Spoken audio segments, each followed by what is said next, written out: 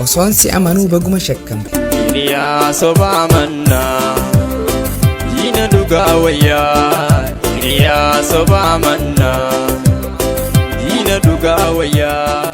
Kanin si jaaladhu shakkii natti fiddee hayaa badiin qabu an wa'adan diine akka keetis tahee tan biraan jaalanne dhibba ati ooftus anis hin dadhabne shakkiin erga dhufte maaliif addan baane.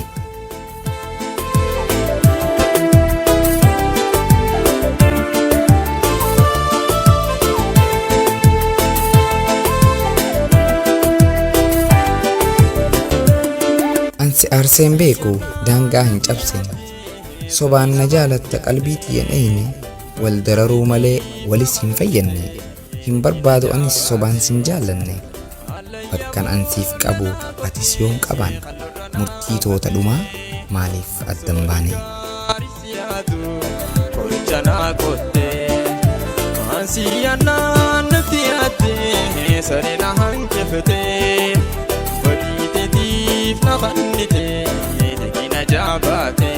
Silaa dhugaan dhuftee ani sin jabeessa umrii tee hin baatu jireenya koo keessa garuu maalin godha siitu tanaan dhufe waan hin si shakkeefin onnee tiyye cufe sobaan natti dhufnaan wallaahi si quufe.